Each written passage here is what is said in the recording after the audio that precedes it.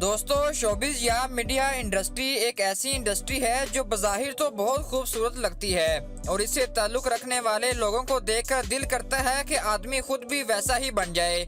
लेकिन जहां वो अपने करियर में इंतहाई लग्जरी ज़िंदगी गुजारते हैं, वहीं पर इन पर एक वक्त ऐसा भी आता है कि जब वो एक वक्त की रोटी के लिए तरस जाते हैं। इस इंडस्ट्री में अपने कदम जमाना और फिर मुसलसल जमाए रखना बहुत ही मुश्किल काम है। कई लोग आते हैं और रातों रात ही बहुत मशहूर हो जाते हैं, लेकिन वहीं पर कुछ लोग ऐसे भी हैं कि जो अपना नाम बनाने के लिए कई दहाइयाँ लगा देते हैं और फिर कहीं जाकर वो लोग मशहूर होते हैं।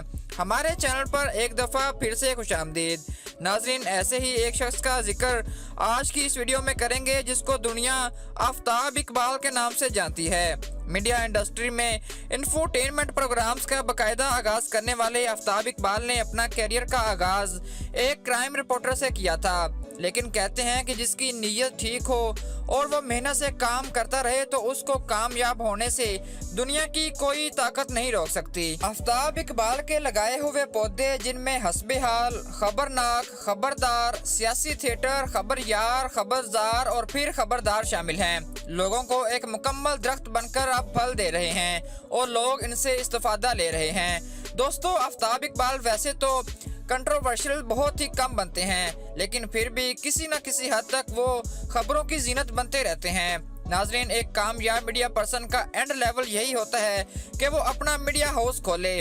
जनाब आफ्ताब इकबाल साहब इस काम में भी अपनी किस्मत आजमा चुके हैं, लेकिन कुछ पर्सनल और प्रोफेशनल प्रॉब्लम की वजह से वो अपने पार्टनर्स के साथ खड़े ना रह सके और इनको अलविदा कहना पड़ा। नाजरीन, आफ्ताब इकबाल ने अपने प्रोग्राम से कई लोगों के करियर्स बनाए हैं। कुछ आम आवाम का ख्याल ये है कि आफ्ताब इकबाल ईगो में रहते हैं, किसी से बातचीत करना शायद अपनी शान के खिलाफ समझते हैं, लेकिन इनके प्रोग्राम्स का फॉर्मेट ही ऐसा है कि किसी एक को कैप्टन बन के लीड करना ही पड़ता है। और आफ्ताब इकबाल साहब चूंकि इस पूरी गेम को अच्छे से समझते हैं, इसलिए वो फ्रंट फुट पर खेलते हैं। नासिर चनियोटी, जफरी खान, इफ्तिखार ठाकुर, ईमानुल्लाह, आगा माजिद और सलीम अलबेला जैसे शेरों को संभालने के लिए बब्बर शेर का होना बहुत जरूरी है।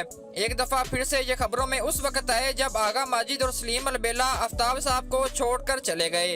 लोगों ने बहुत सी खबरें बनाई जो कि बिल्कुल बेबुनियाद थीं। जब उनसे बात की गई तो उनका कहना था कि हम आफ्ताब साहब के साथ काम करना चाहते हैं, हमने इनसे बहुत कुछ सीखा है, लेकिन अब उम्र का तकाजा ये है कि आराम किया जाए या उस शो का हिस्सा बना जाए जहां टाइम की कोई बंदिश ना हो। नाजरीन, आजकल आफ्ताब इकबाल साहब की बेटी ने अपना एक रेस्टोरेंट शुरू किया है जिसका नाम ओपन माई कैफे रखा गया है।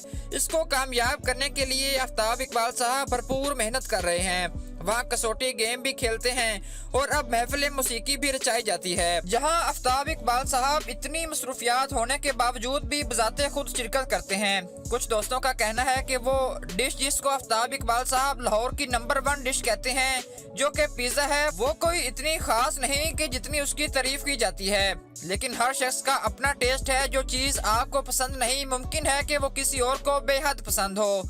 दोस्तों, अगर आपको ये वीडियो पसंद आई हो तो इसे अपने दोस्तों के साथ लाजमी शेयर करें।